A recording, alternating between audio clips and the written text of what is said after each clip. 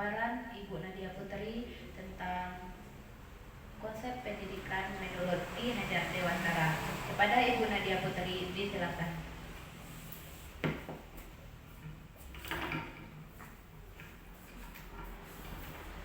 Assalamualaikum warahmatullahi wabarakatuh. Baiklah, di sini saya akan melakukan sosialisasi tentang modul 1, di mana dari sini yang pertama yang akan saya jelaskan adalah tentang konsep pendidikan menurut Ki Hajar Dewantara, di mana Ki Hajar Dewantara membedakan antara pendidikan dengan pengajaran. Pengajaran adalah bagian dari pendidikan yang merupakan proses dalam memberi ilmu yang bermanfaat untuk kecakapan hidup anak secara lahir dan batin. Sedangkan pendidikan adalah memberi tuntunan terhadap segala kekuatan kodrat yang dimiliki anak agar mampu mencapai keselamatan dan kebahagiaan yang setinggi-tingginya baik sebagai manusia maupun anggota masyarakat. Menurut KHD, pendidikan dan pengajaran merupakan usaha persiapan dan persediaan untuk segala kepentingan hidup manusia, di mana pendidikan adalah tempat persemaian benih-benih kebudayaan dalam masyarakat. Ki Hajar Dewantara memiliki keyakinan bahwa untuk menciptakan manusia Indonesia yang beradab, maka pendidikan menjadi salah satu kunci untuk mencapainya. Jadi itulah pendidikan menurut Ki Hajar Dewantara. Ki Hajar Dewantara juga mengibaratkan pendidik ini atau kita sebagai guru adalah sebagai seorang petani, di mana seorang petani dia akan menyediakan lahan yang subur, kemudian menyianginya, memupuknya, dan kemudian akan memperoleh hasil yang dari apa yang sudah dilakukannya itu. Jadi KHD mengibaratkan guru itu sebagai petani yang mana kita menyediakan tempat untuk bagaimana peserta didik ini bagaimana peserta didik ini bisa menemukan bakat dan minatnya yang sesuai dengan kodrat alam dan kodrat zaman, sehingga nanti terciptanya Merdeka Belajar dan terwujudnya profil pelajar Pancasila. Ini hal-hal positif yang perlu dipelajari dalam pemikiran Ki Hajar Dewantara.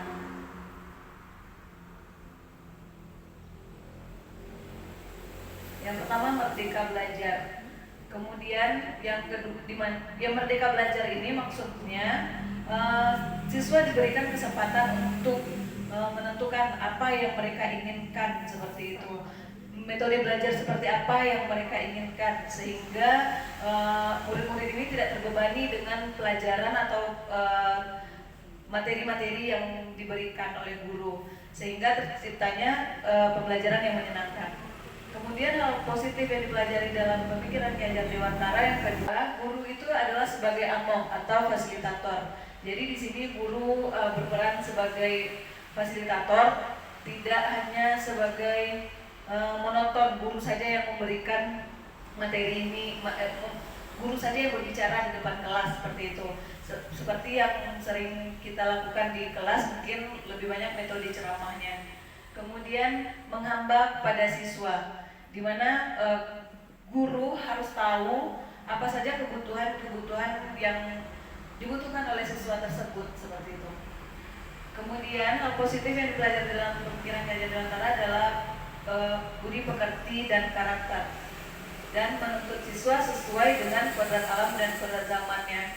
Dimana sekarang kita tahu zaman kita adalah zaman IT, jadi kita harus bisa memanfaatkan bagaimana membuat pembelajaran yang menyenangkan juga, yang sesuai dengan zaman yang dilalui oleh anak-anak kita. Di dalam pembelajaran kita juga bisa menerapkan metode ice breaking seperti game, beberapa game yang kita berikan, atau diskusi kelompok.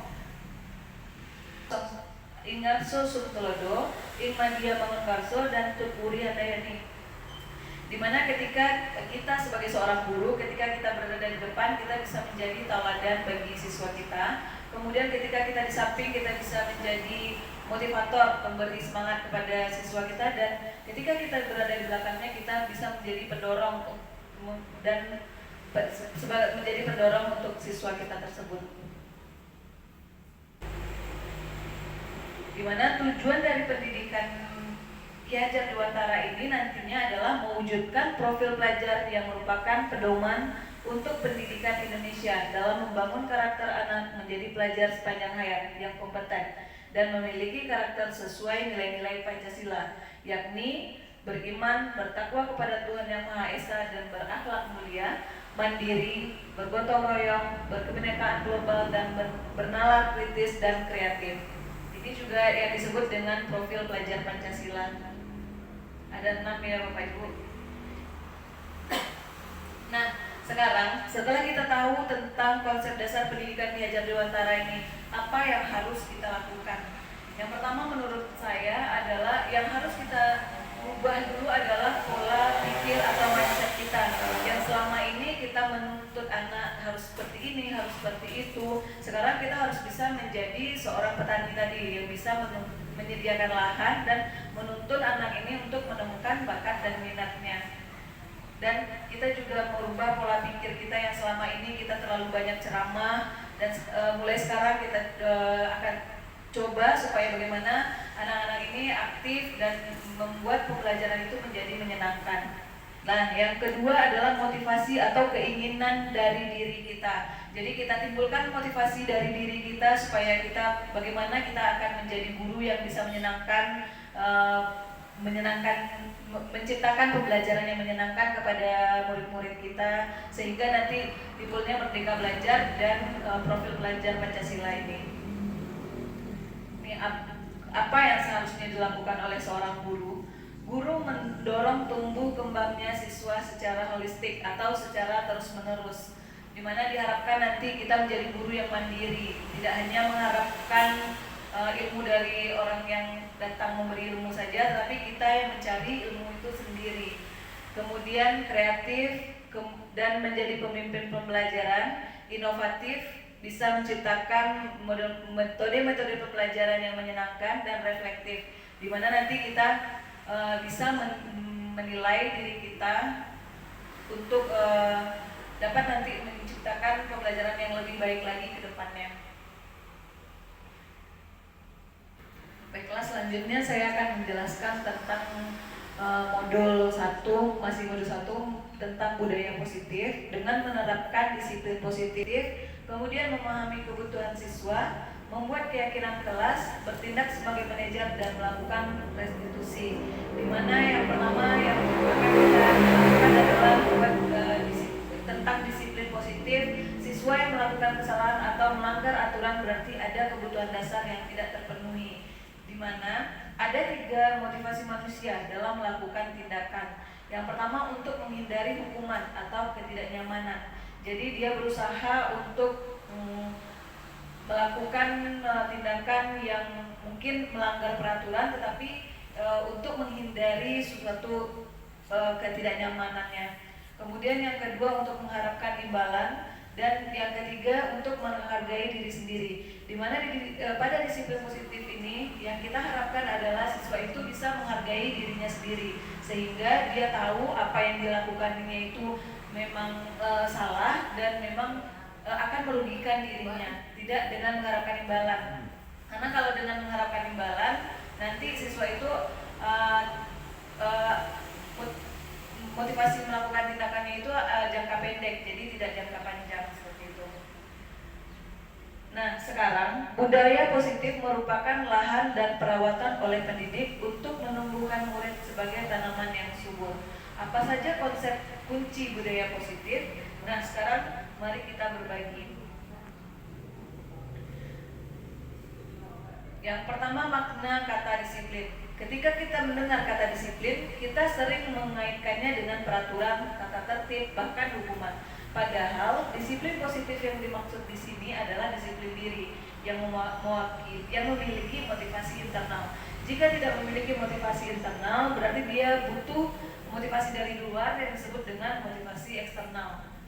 Kemudian bagaimana peran kita sebagai pendidik? Sebagai pendidik, tujuan kita adalah menciptakan anak-anak yang memiliki disiplin diri sehingga mereka bisa berperilaku dengan mengacu nilai-nilai kebajikan universal dan memiliki motivasi intrinsik, bukan motivasi dari luar.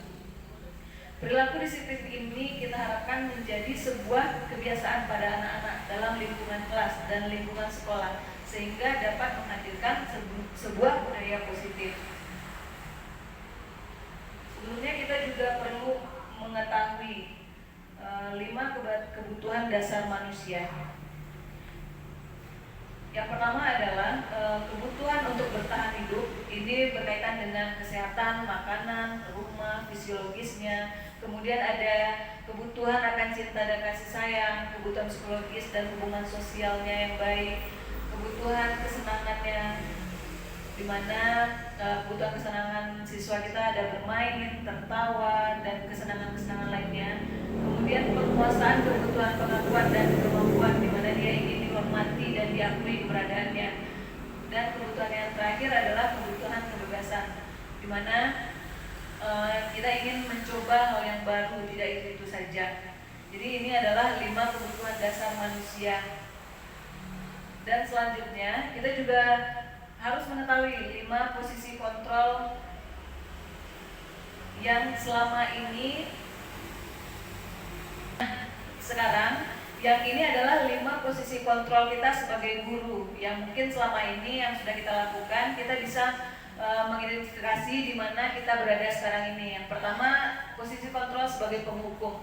Guru seperti ini percaya kalau pembelajaran berhasil adalah dengan caranya. Jadi di sini sering guru terlalu dengan kata-kata selalu kamu yang membuat ulang, kamu di aturan saya atau awas. Itu adalah contoh guru yang posisi kontrolnya berada pada penghukum. Kemudian ada lagi guru sebagai pembuat orang merasa bersalah. Di posisi ini guru akan membuat murid merasa bermasalah dengan merasa bersalah dengan suara yang lembut. Bisa jadi dengan mengatakan, ibu sangat kecewa dengan kamu, bagaimana perasaan orang tuamu. Karena mendengarkan kata-kata kita itu, murid ini merasa seakan-akan dia terlalu banyak salahnya seperti sehingga membuat orang lain kecewa. Posisi kontrol yang ketiga adalah guru sebagai teman, di mana guru di posisi teman menggunakan hubungan yang baik dan terkadang humor untuk mempengaruhi seseorang. Misalnya dengan mengatakan, ayolah bantu ibu ya, ya sudah nanti ibu coba ya, ya sudah nanti akan ibu coba bantu ya, seperti itu. Kemudian sebagai monitor atau pemantau, posisi ini menunjukkan tanggung jawab guru mengontrol murid. Jadi di sini guru sebagai pemantau ini akan menegakkan peraturan atau disiplin yang ada di sekolah, seperti mengatakan apa yang sudah kamu lakukan, sanksinya apa, kamu sudah tahu kan, seperti itu. Kemudian yang terakhir, guru sebagai manajer, di mana di sini guru mempersilahkan murid untuk mencari solusi, memperbaiki kesalahannya. Jadi dalam 5 posisi kontrol ini, yang idealnya itu kita berada pada posisi sebagai manajer. Jadi kita membantu siswa untuk mencarikan solusi apa yang akan dilakukannya untuk memperbaiki kesalahannya, dengan mengatakan apa rencana kamu memperbaiki hal ini, seperti itu. Di sini ada beberapa perubahan. Mungkin dulu kita menyebutnya peraturan kelas. Kalau di dalam budaya positif ini diharapkan peraturan itu berubah menjadi keyakinan, seperti itu. Seperti keyakinan kelas. Mengapa tidak menyebut peraturan kelas tapi keyakinan kelas? Karena suatu keyakinan akan lebih memotivasi seseorang dari dalam. Seseorang akan lebih tergerak dan bersemangat untuk menjalankan keyakinannya daripada sekedar mengikuti serangkaian peraturan. Keyakinan kelas lebih kepada nilai universal seperti bertanggung jawab, semangat, disiplin, dan menghargai. Begitu juga mungkin pada diri kita yang kita rasakan ya Bapak Ibu. Kalau seandainya kita yakin, pasti kita akan melakukan sesuatu yang kita yakini itu. Jadi dengan peraturan. Karena kadang peraturan itu kalau peraturan itu lebih kepada bukan untuk menghindari hukuman, seperti itu. Jadi di sini pembentukan keyakinan kelas ini lebih bersifat abstrak. Kemudian yang kedua, keyakinan kelas bersifat universal. Ini untuk di kelas nanti ya Bapak Ibu, mudah-mudahan bisa kita terapkan. Bersifat universal atau umum. Nanti kita berikan contohnya. Kemudian pernyataan keyakinan kelas dalam bentuk yang positif. Keyakinan kelas hendaknya tidak terlalu banyak sehingga mudah diingat dan dipahami. Semua warga kelas berkontribusi dalam curah pendapat dan bersedia meninjau kembali keyakinan kelas dari waktu ke waktu. Di sini kami sudah coba mempraktekkan kesepakatan kelas, khususnya di kelas 94, dan ini sebagai referensi dari kesepakatan kelas yang sudah dibuat. Di sini keyakinan kelasnya, seluruh warga kelas wajib menjaga kebersihan kelas. Nanti ada konsekuensinya. Kalau seandainya dia tidak menjaga kebersihan kelas, dan nanti konsekuensinya dia akan membersihkan sampah yang ada. Jadi diganti kata-kata hukuman atau sanksi kepada konsekuensi seperti itu. Kemudian nanti di sini ada contohnya, setiap warga kelas wajib melaksanakan piket. Nanti ada konsekuensinya kalau dia tidak piket, bagaimana seperti itu. Kemudian setiap warga kelas wajib menjaga peralatan kelasnya. Ini sebagai contoh ya Bapak Ibu.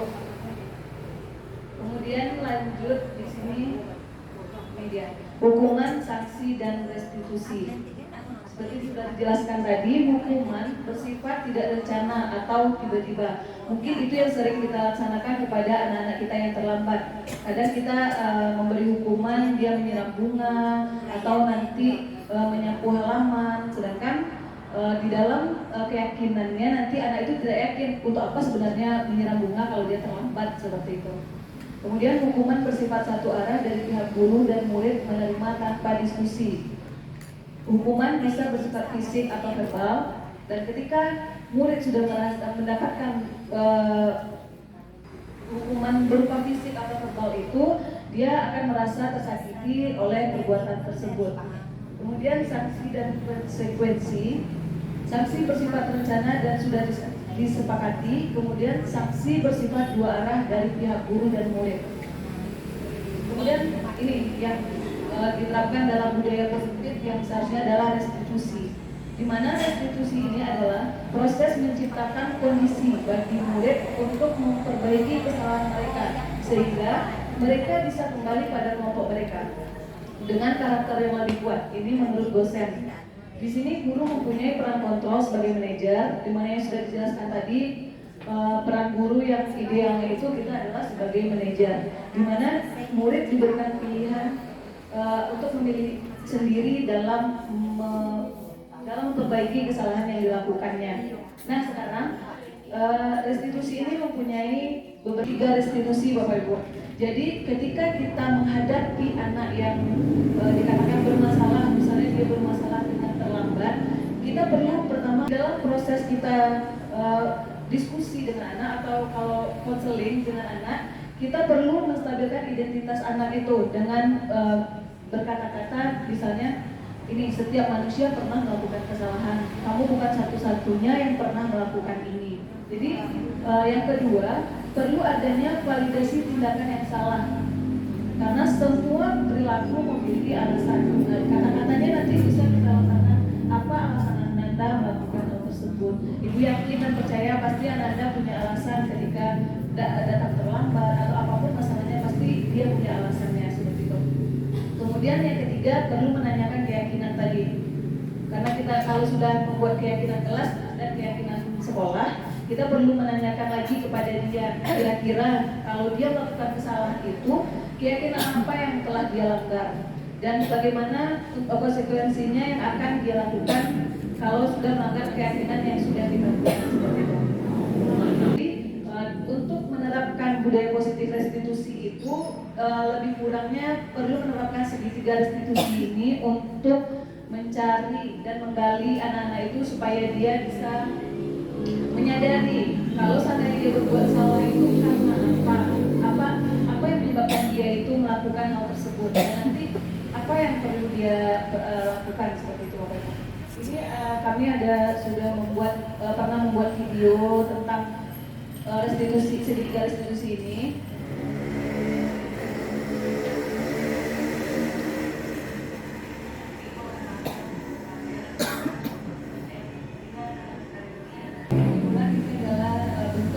3 restitusi yang sudah pernah dilakukan di sekolah ya Bapak Ibu. Karena di sini kita masih prosesnya belajar dan mudah-mudahan kita semua bisa menerapkannya di dalam kehidupan sehari-hari kita. Dan ada satu buah kasus yang mungkin pernah juga kita alami di sekolah kita. Jadi nanti diharapkan ibu-ibu bisa menjawab dari pertanyaan kasus yang disediakan ini. Mungkin saya bantu membacakannya ya Bapak Ibu. Kasusnya, Sabrina hari itu bangun terlambat dan terburu-buru sampai di sekolah. Dia pun akhirnya sampai di gerbang sekolah, tapi baru menyadari kalau tidak menggunakan sepatu hitam seperti tertera di peraturan sekolah. Kemudian, di depan pintu kelas, Bapak Lukman memperhatikan sepatu Sabrina yang berwarna putih. Sabrina berusaha menjelaskan bahwa dia terburu-buru dan salah mengenakan sepatu.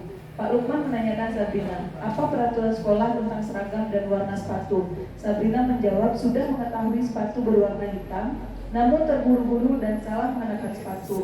Selain tidak mungkin kembali pulang karena rumahnya yang jauh sekali. Pak Lukman tetap bersikeras pada peraturan yang berlaku dan mengatakan, ya sudah, kamu sudah melanggar peraturan sekolah. Kamu salah, sudah terlambat, salah pula warna sepatunya. Segera buka sepatumu, kalau tidak bisa mengenakan warna sepatu sesuai peraturan.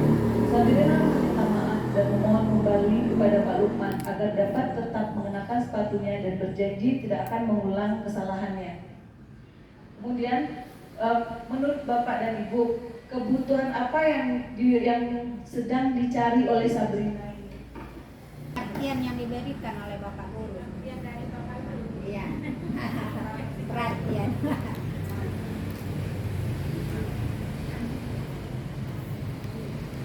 Tuntutan Sabrina adalah perhatian, cinta dan kasih sayang. Nah, itu. Mungkin pada kasus ini Sabrina kurang mendapatkan perhatian dari orang tuanya. Terlihat dari Sabrina yang telah bangun, terlambat datang sekolah dan memakai sepatu yang salah. Orang tuanya juga. Jadi di sini terlihat Sabrina ini kurang mendapatkan perhatiannya di rumah, karena kalau seandainya orang tua memperhatikan dia, pasti orang tua membanggakan Sabrina ini, jadi dia tidak akan terlambat, kemudian memperhatikan penampilannya sebelum Sabrina ini berangkat ke sekolah. Kemudian di sini nilai kebajikan atau keyakinan sekolah apa yang dituju dengan sepatu berwarna hitam? Sepatu berwarna hitam, nilai kebajikannya adalah ini adalah di mana nilai toleransi, di mana dengan kita memakai sepatu hitam, anak memakai sepatu hitam semuanya, tidak akan ada perbedaan antara si kaya dan si miskin. Kemudian dengan warna hitam tidak mudah kotor dan mudah didapatkan, seperti itu. Yang kedua adalah nilai kerapian dan keindahannya. Dengan siswa memakai sepatu yang seragam berwarna hitam akan lebih senang dilihat mata. Jadi di sini diharapkan setiap kita semua ketika mendapati atau menemukan anak-anak yang bermasalah, kita bisa memposisikan diri kita sebagai posisi nilai kebutuhan apa yang dibutuhkan oleh anak dan posisi kontrol apa yang harus kita lakukan kepada anak tersebut.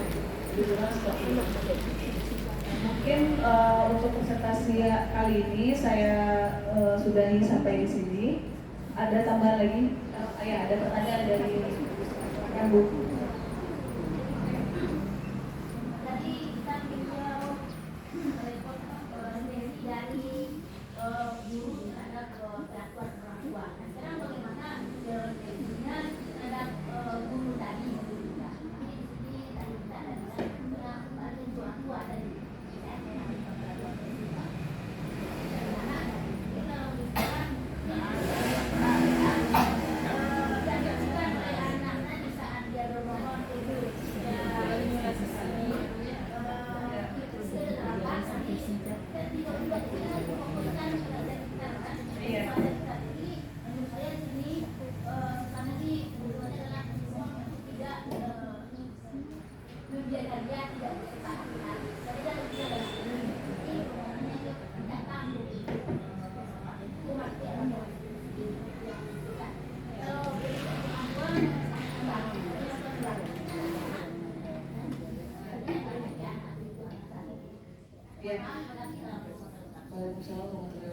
Kalau dari contoh kasus yang diberikan memang di sini Pak Lukman itu berperannya sebagai penghukum. Jadi dia bergerak sesuai peraturan yang sudah ada seperti itu, Bu.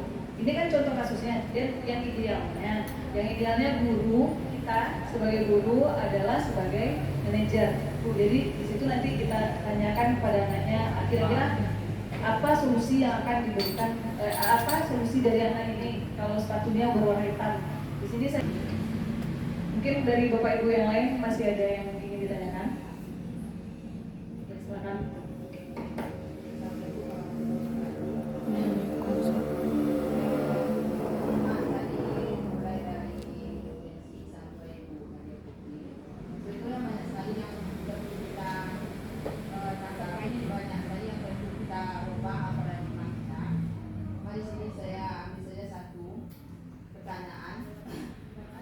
Misalnya seperti kemarin anak-anak kita kan banyak yang bermasalah tentang tugas yang diberikan. Nah, apakah itu tugas yang diberikan pada anak itu terlalu membebani bagi anak sehingga mungkin banyak sekali anak kita yang malas mengerjakan. Jadi barangkali kita perlu juga refleksi diri kita apakah tugas itu terlalu banyak untuk kita. Apa langkah-langkah kita supaya nanti sistem ini tidak terjadi lagi seperti itu. Jadi kami mohon kepada guru, karena nanti anak kita seperti itu. Bahkan sekarang ada yang mundur akibat tidak bisa menyelesaikan tugas-tugasnya. Jadi kalau setiap semester anak-anak itu mundur, itu kita harus koreksi diri kita. Apakah kita terlalu banyak? Terima kasih. Memang kalau kita mengharapkan anak itu 100% mengerjakan, rasanya mustahil karena kita kembali kepada kebutuhan dasar manusia. Jadi setiap anak itu pasti punya masalah. Dalam setiap kelas itu tidak semuanya, mungkin cuma 10% atau 5 orang seperti itu kan. Dan kenyataannya yang lainnya bisa, cuma dia yang nggak bisa. Berarti 5 anak ini memang punya masalah. Mungkin di rumahnya ini dia kasih sayangnya kurang dapat perhatian dari orang tuanya seperti itu. Berarti memang butuh perhatian yang lebih untuk anak-anak yang seperti itu. Jadi diharapkan pada ibu-ibu jangan stres, jangan terlalu dipikirkan karena memang idealnya kita tidak bisa mengharapkan semuanya itu akan mengerjakan tugas. Tapi kita bisa mengurangi bagaimana caranya nanti kita merangkul dia supaya dia berangsur-angsur mengerjakan tugasnya walaupun mungkin waktunya lama, dipengaruhi oleh nanti lingkungannya juga seperti itu. Demikianlah pemaparan dan sosialisasi saya tentang modul 1 pemikiran Ki Hajar Dewantara dan budaya positif ini. Terima kasih atas semua tanggapan ibu-ibu. Jadi saya sangat berharap semoga kita bisa bersama-sama untuk bisa menerapkan budaya positif ini di sekolah kita sehingga kita bisa menerapkan Merdeka Belajar dan mewujudkan profil pelajar Pancasila kepada siswa-siswa kita. Kalau jika ada salah dan janggal saya mohon maaf. Wabillahi taufiq wal hidayah. Assalamualaikum warahmatullahi wabarakatuh.